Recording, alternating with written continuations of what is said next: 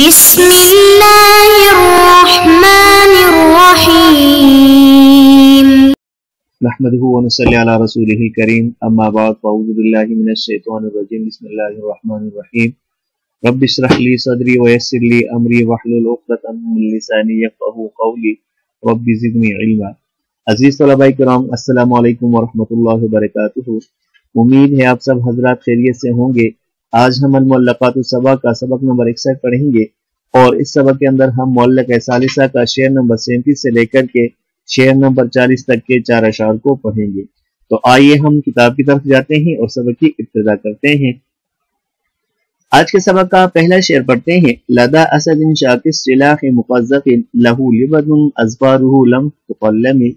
اس کا ترجمہ کرتے ہیں۔ لدى اسد شاک السلاح، ابسی کے قتل کا واقعہ لدى اسد ایسے شیر کے پاس ہوا، شاک السلاح جو ہتھیار سے لیس تھا، اور مقذف جو پے در پہ لڑائیوں میں شریک ہونے والا ہے، لہو لبد اس کے گردن پر بال ہیں، اظفارہ لم تقلم اور اس کے ناخن نہیں تراشے گئے۔ اس شعر کا مطلب یہ ہے کہ شاعر اس شعر سے حسین ابن زمزم کی بہادری کو ثابت کر رہے ہیں، اور یہ جتنی بھی صفات مذکورہ ہیں وہ اس کے لیے ثابت کر رہے ہیں۔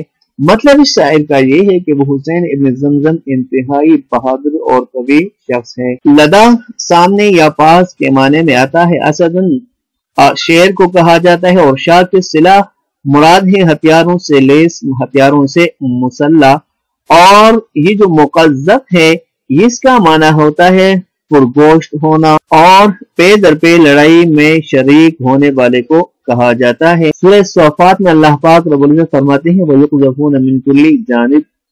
لبد جو ہے یہ لبدتن کی جمع ہے، بمعنی ہے شیر کی گردن کے گھنے بال، اور لم تقلمی اظفار بمعنی ہے ناخن، اور لم تقلمی باب تفعیل سے یہ مضارع نفی جہد بلم ہے، اور اس کا معنی ہوتا ہے کاٹنا، ناخن تراشنے کے معنی میں آتے ہیں۔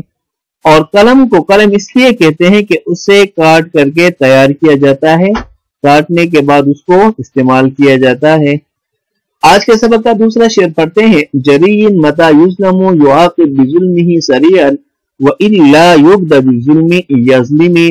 ترجمہ کرتے ہیں جریٍ وہ ایسا بہادر شخص ہے، متا یظلم جب اس کے اوپر ظلم کیا جاتا ہے، یعاقب بظلمہ سریعا تو وہ ظلم کا بدلہ بہت جلد لیتا ہے، وإلا یبد اور اگر اس پر ظلم کی ابتدا نہیں کی جاتی، وإلا یبد بالظلم اور اگر اس پر ظلم کی ابتدا نہیں کی جاتی تو یظلم وہ پھر ظلم کرتا ہے۔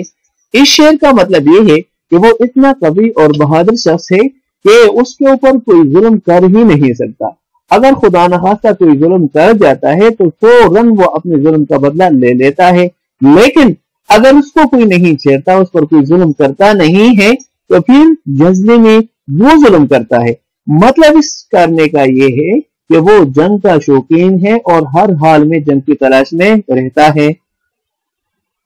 جریٍ یہ صیغہ صفت ہے اور کرومہ سے اس کا معنی آتا ہے دلیری کرنا، اور یعاقب بعد مفعولہ سے صیغہ واحد مذکر غائب فعل مضارع معروف ہے، بمعنی ہے بدلہ لینا، سزا دینا یا مواخذہ کرنا۔ سورہ مائدہ میں اللہ پاک رب العزت فرماتے ہیں وَاعْلَمُوا أَنَّ اللَّهَ شَدِيدُ الْعِقَابِ۔ ظلم اندھیرے کو کہا جاتا ہے، ظلم کو بھی کہا جاتا ہے۔ سریعاً یہ تیز رو، تیز رفتار کو کہا جاتا ہے، اس کی جو جمع ہے وہ سرعان آتی ہے۔ اور یبدا فتح یفتح سے مضارع مجہول کا صیغہ ہے، بمعنی ہے ابتدا نہ کرنا، اور ظلم اندھیرے کو کہا جاتا ہے۔ آج کے سبق کا تیسرا شعر پڑھتے ہیں۔ رعوا ظمأهم حتى اذا تم اوردوا غمارا تفرى بالسلاح وبالدم۔ اس کا ترجمہ کرتے ہیں رعوا ظمأهم انہوں نے اپنے اونٹ پانی پلانے کی 2 باریوں کے درمیانی وقت میں چرائے، حتی اذا تم جب وہ وقت پورا ہو گیا تو اوردو غمارن وہ اونٹوں کو ایسے گہرے پانی پر لے گئے تفرّا بالسلاحِ وبالدمی، جو ہتھیاروں اور خون سے کھل گیا تھا، پھٹ گیا تھا۔ اس شعر کا مطلب یہ ہے کہ شاعر کہتے ہیں کہ دو قبیلوں کے درمیان صلح ہوا اور صلح کرنے کے بعد انہوں نے دوبارہ جنگ شروع کی۔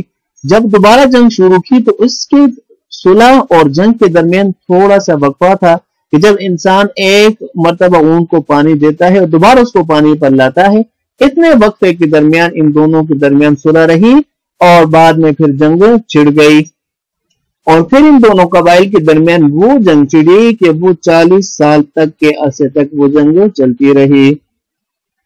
رعو باب فتح سے صیغہ جمع مذکر غائب فعل ماضی معروف ہے، بمعنی ہے جانوروں کا گھاس چرنا۔